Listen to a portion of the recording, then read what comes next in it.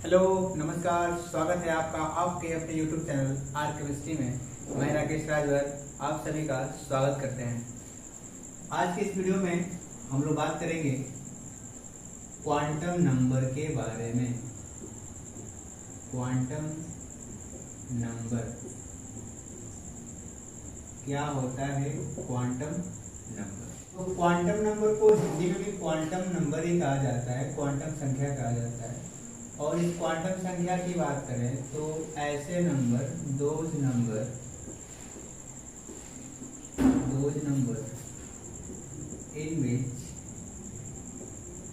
in which give complete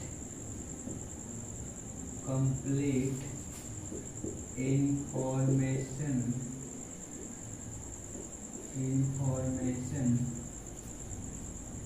about all electrons in an atom, that is energy, shape, location, types of orbital occupied and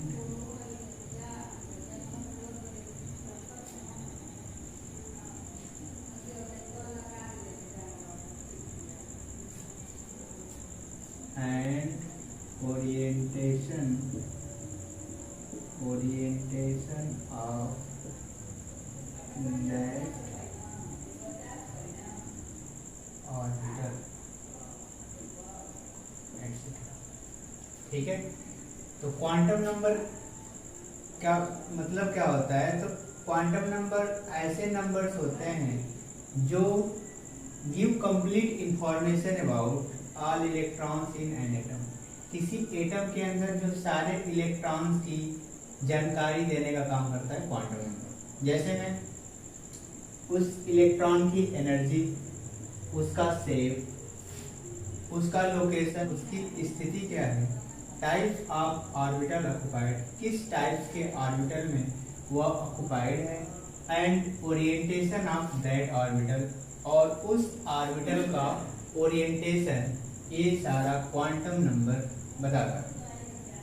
quantum number जो होते हैं, 4 प्रकार के quantum number देखने को मिलते हैं।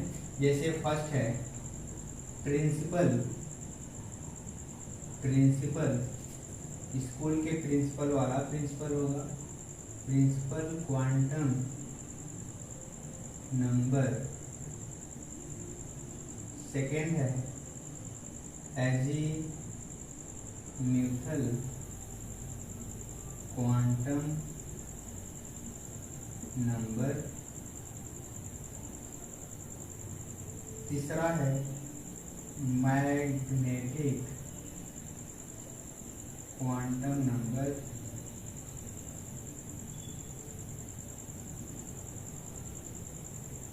और चौथा नंबर पे आता है स्पिन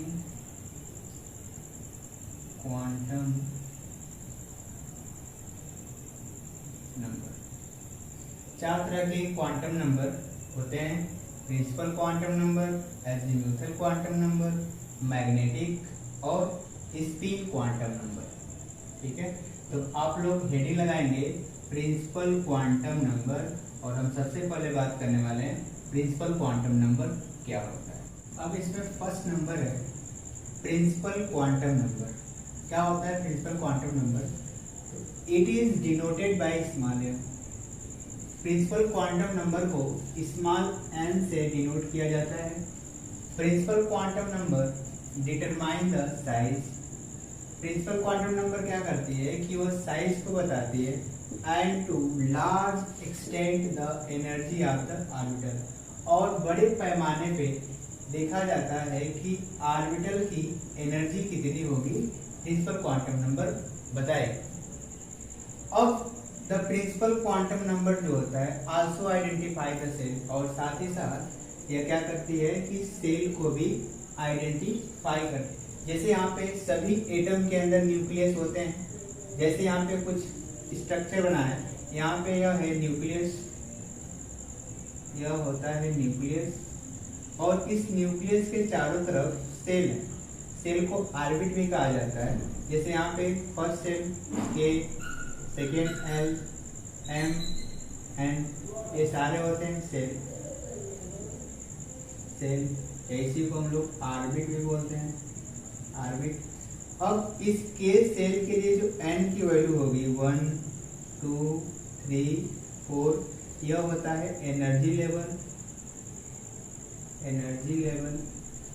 यानी n इक्वल टू 1, 2, 3, 4 एंड सो।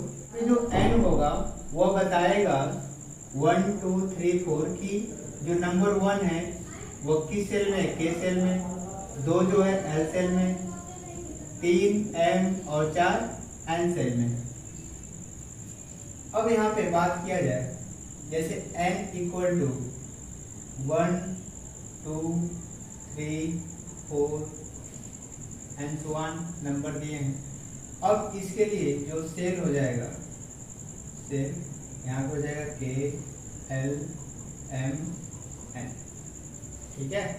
यानी प्रिंसिपल क्वांटम नंबर क्या बता रही है, तो यह बता रही है कि यदि n बराबर 1 होगा तो के सेल के लिए होगा, 2 होगा तो एल सेल के लिए, 3 तो एम, 4 रहेगा तो एन सेल। और प्रिंसिपल क्वांटम नंबर क्या बताती है, तो प्रिंसिपल नंबर क्वांटम नंबर ये बताएगी कि जो यहाँ पे सेल्स हैं, सभी सेल की एनर्जी अलग अलग होती है।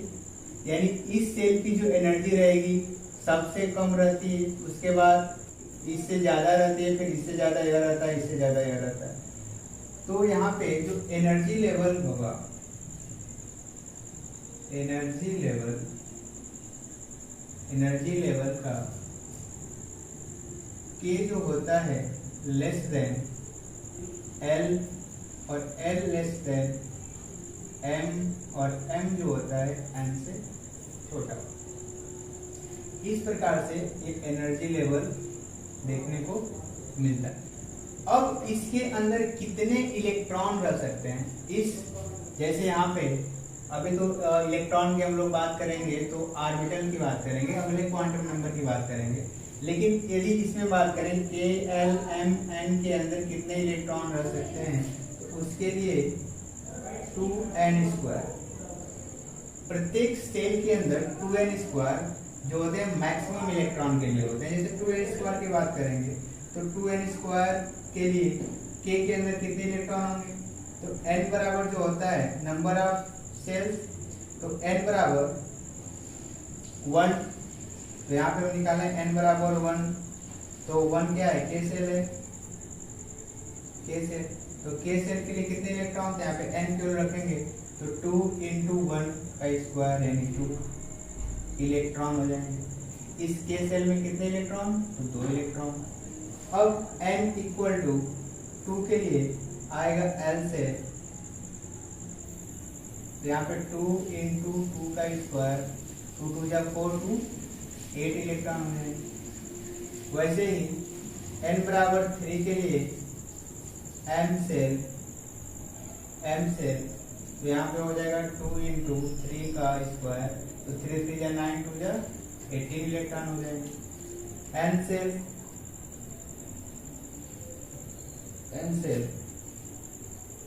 सेल, तो n इक्वल टू हो जाएगा 4, तो यहाँ पे 2 × 4 का स्क्वायर, तो 4 4 जा 16, 16 2 जा 32 इलेक्ट्रॉन मैक्सिमम पाए जाते हैं। ठीक है, ये सब सारी जानकारी जो होती है वह प्रिंसिपल क्वांटम नंबर देती है। तो अब हम बात करेंगे दूसरे क्वांटम नंबर की।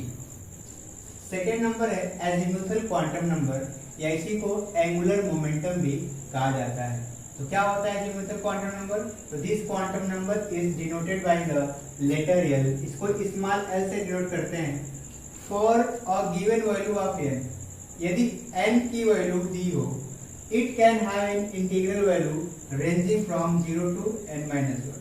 यदि प्रिंसिपल क्वांटम नंबर की वैल्यू दी हो तो हम एल की वैल्यू आसानी से निकाला जा सकता है, यानी रेंज कितना होगा 0 to n-1। यदि n की वैल्यू दी है प्रिंसिपल क्वांटम नंबर तो हम आसानी से n की वैल्यू निकाल लेंगे, यानी एक उसमें से क्या कर देंगे, कम कर देंगे, और उसका रेंज कहाँ से रहेगा 0 से n-1। 0 से एक प्रिंसिपल क्वांटम नंबर कम तक इसकी वैल्यू होती है। It give the information the number of subshell present in the main shell. किसी सेल के अंदर कितने नंबर ऑफ सबसेल प्रेजेंट होते हैं यह एजीम्यूथल क्वांटम नंबर बताता है। तो जैसे हमने कैलकुलेट किया है प्रिंसिपल क्वांटम नंबर, जैसे के सेल के लिए n की वैल्यू कितनी आती है 1। तो अब के सेल जो n बराबर 1 था, अब उसके लिए जो l की वैल्यू आएगी कहां से, तो 0 से n-1 तक, यानी 0 से n-1 यानी 0 ही होगा। अब बात करें L सेल, तो L सेल के लिए n की वैल्यू कितनी होती है 2 होती है। अब इस n बराबर 2 के लिए जो L की वैल्यू हो जाएगा 0 से n-1, यानी 0 से n-1 एक कम रहेगा, यानी 0, 1, 0 से n-1। अब M सेल के लिए n बराबर कितना होता है 3 होता है। तो यहाँ पे L की वैल्यू जो आएगी एजीम्यूथल क्वांटम नंबर की जो वैल्यू आएगी 0 से लेकर n-1, 0, 1, 2 आएगा। सेम उसी प्रकार N सेल जो n बराबर 4 होता है, L बराबर कितना हो जाएगा, तो 0 से n-1, यानी 0 से n-1, यानी क्या है 4 है, तो 0 से कितना हो जाएगा 3 हो जाएगा, यानी 0, 1, 2 और 3 है। ठीक है, तो इस प्रकार हम एजीम्यूथल क्वांटम नंबर की वैल्यू निकाल लेंगे। जैसे यदि प्रिंसिपल क्वांटम नंबर 1, 2, 3, 4 है, तो इसके लिए जो L की वैल्यू आएगी 0, 1, 2, 3 है। अब यह क्या कर रहा है कि सबसेल की जानकारी देता है, एजीम्यूथल क्वांटम नंबर सबसेल की जानकारी देती है। तो L बराबर 0 जो आएगा तो इसको हम बोलेंगे S, 1 आएगा तो P, 2 आएगा तो D, 3 आएगा तो F, यानी 4 तरह के सबसेल हमें मिल जाएंगे S, P, D, F, जो कौन बताता है एजीम्यूथल क्वांटम नंबर। 4 तरह के मिलेंगे S, P, D, F। आता है एंगुलर मोमेंटम।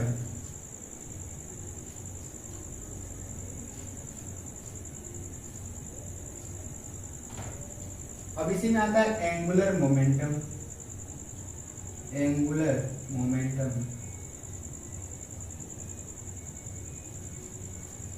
जो होता है रूट L+1 h/2π, या इसी को रूट L+1 h बार लिख सकते हैं।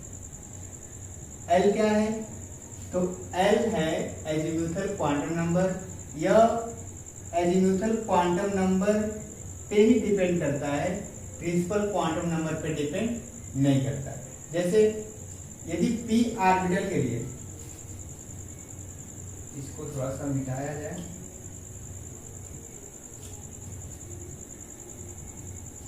जैसे p ऑर्बिटल के लिए एंगुलर मोमेंटम निकालना हो तो कैसे निकाला जाएगा। जैसे p ऑर्बिटल के लिए, यहाँ p ऑर्बिटल के लिए जो L की वैल्यू कितनी आएगी 1 आएगी, तो यहाँ पे L=1 आ जाएगा। अब यहाँ से p ऑर्बिटल के लिए हम एंगुलर मोमेंटम निकालें तो क्या होता है, रूट L+1 h बार होता है। अब यहाँ से L की वैल्यू कितनी आई है 1 आई है, तो 1+1 h बार, 1, 1, 2 और मल्टीप्लाई करेंगे तो 2 आएगा, तो रूट 2h बार। इस तरह से हम एंगुलर मोमेंटम भी कैलकुलेट कर सकते हैं। आइए हम बात करते हैं तीसरा क्वांटम नंबर के बारे में। तीसरा क्वांटम नंबर है मैग्नेटिक क्वांटम नंबर। क्या होता है magnetic quantum number? The magnetic quantum number determine the number of orbital present in any subshell. किसी सबसेल के अंदर नंबर ऑफ ऑर्बिटल कितने प्रेजेंट हैं वह बताता है मैग्नेटिक क्वांटम नंबर। इस मैग्नेटिक क्वांटम नंबर को हम स्मॉल m या ml, स्मॉल ml से डिनोट करते हैं। And for a given value of l it can have all the value of orbital ranging from -l to +l। यानी जो इसका रेंज होगा, मैग्नेटिक क्वांटम नंबर का जो रेंज होगा -l से +l तक होगा। जैसे हमने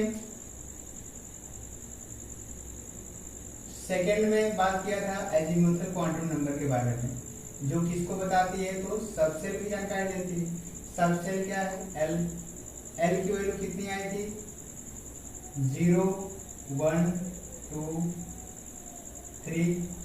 0 आएगा तो इसको क्या नाम दिया जाएगा? S1 P 2 D 3 के लिए F था। अब हमें निकालना है ऑर्बिटल्स, नंबर ऑफ ऑर्बिटल्स। कितने ऑर्बिटल्स होंगे? तो S सबसेल के अंदर नंबर ऑफ ऑर्बिटल कितने होंगे? तो इसके लिए क्या करना होगा कि -l से +l। यानी यहाँ पे कितना दिया है? l = 0 दिया है, तो 0 से 0 -0 0 ही होगा। अब यहाँ पे जो नंबर ऑफ ऑर्बिटल होंगे 0 यानी एक ऑर्बिटल होगा। जैसे इसको हम बनाते हैं ऐसे, और इसकी जो वैल्यू होगी ml वह होगी 0। S के लिए जो वैल्यू आएगी 0 आएगी। अब P के लिए वैल्यू कितनी आएगी? तो P के लिए L की वैल्यू दिया है 1, तो -1 से +1 यानी -1 2 +1 यानी -1 0 +1। 3 ऑर्बिटल बनेंगे, 3 ऑर्बिटल। एक क्या है? -1, एक 0, एक +1। यानी P के अंदर कितने ऑर्बिटल? 3 ऑर्बिटल बनेंगे। अब D की बात करें तो L की वैल्यू 2 है, तो L की वैल्यू 2 यानी -2 2 +2 यानी -2 -1 0 +1 +2। कितने में? 1 2 3 4 5। D के अंदर कितने ऑर्बिटल बनेंगे? तो 5 ऑर्बिटल बनेंगे। 1 2 3 4 5 1 2 3 4 5 ऑर्बिटल बनेंगे। यानी इसके लिए जो ml की वैल्यू हो जाएगी -2 -1 0 +1 और +2। अब उसी तरह हम बात करें L = 3, जो क्या है? F सबसेल है, तो इसके लिए कितना है? 3, तो -3 2 +3 बनेंगे। यानी -3 फिर -2 -1 0 +1 +2 और +3 1 2 3 4 5 6 7 ऑर्बिटल बनेंगे। यानी यहाँ पे हम बनाते हैं 1 2 3 4 5 6 7 -3 -2 -1 0 +1 +2 और +3। इस तरह से यह हो गया ml की वैल्यू। अब जो ml की वैल्यू है वो डिपेंड किस पे करेगी? तो L पे डिपेंड करेगी। यदि L की वैल्यू दी रहेगी तो हम ml की यानी मैग्नेटिक क्वांटम नंबर की वैल्यू आसानी से निकाल सकते हैं। चौथा क्वांटम नंबर है स्पिन क्वांटम नंबर। क्या होता है spin quantum number? This number gives the information about the direction of spinning of the electron present in any orbital. किसी भी ऑर्बिटल के अंदर इलेक्ट्रॉन का डायरेक्शन किस प्रकार का है, किस डायरेक्शन में है, उसकी जानकारी स्पिन क्वांटम नंबर देता है। और इसको हम स्मॉल s या स्मॉल ms से रिप्रेजेंट करते हैं। जैसे किसी ऑर्बिटल के अंदर इलेक्ट्रॉन दो तरह से हो सकते हैं, एक ऐसे हो, इसको बोलते हैं क्लॉकवाइज, क्लॉकवाइज डायरेक्शन, एक होता है एंटी क्लॉक वाइज डायरेक्शन। किसी आर्बिटल के अंदर दो तरह से इलेक्ट्रॉन हो सकते हैं, या तो क्लॉकवाइज या एंटी क्लॉकवाइज। एक तरह के जैसे ऐसे इलेक्ट्रॉन नहीं हो सकते। तो इस प्रकार की जो जानकारी देने का काम करता है वह स्पिन क्वांटम नंबर देता है। आइए कुछ क्वेश्चन सॉल्व करते हैं। क्वेश्चन है कि if n is equal to 3, what are the values of quantum number l and m। ठीक है, हमें निकालना है l और m। l क्या होता है? Azimuthal quantum number. m क्या होता है? Magnetic quantum number. यदि दिया है n प्रिंसिपल क्वांटम नंबर की वैल्यू दी है तो हमें इन दोनों की वैल्यू निकालनी है। जैसे प्रिंसिपल क्वांटम नंबर की वैल्यू दिया है, प्रिंसिपल क्वांटम नंबर n की वैल्यू दिया है 3। इसके बाद आता है एजीमुथल क्वांटम नंबर l। तो l के लिए जो वैल्यू होती है वह होती है 0 to n-1। l की वैल्यू क्या हो जाएगी? 0, 3 है तो 1, 2 हो जाएंगे। l की वैल्यू आएगी 0, 1, 2 है। अब m की वैल्यू क्या होती है? तो m मैग्नेटिक क्वांटम नंबर की जो वैल्यू होती है -L2 प्लस है। अब यहाँ पे 0 भी है, 1 भी है, 2 भी है। तो अब क्या करेंगे कि जो m की वैल्यू होगी वह l बराबर 0 के लिए 0, 1 के लिए -1, 0 प्लस 1, 2 के लिए -2, -1, 0 प्लस 1 और प्लस 2 है। ठीक है, क्योंकि जो 0 का s ऑर्बिटल आएगा और s के अंदर एक ऑर्बिटल होता है, p के 3 और d के लिए 5 ऑर्बिटल। तो यहाँ से l की जो वैल्यू आएगी 0, 1, 2 आएगा और m की वैल्यू क्या आएगी? 0, -1, 0 प्लस 1, -2, -1, 0 प्लस 1 और प्लस 2 आएगी। इस प्रकार से हम क्या करें?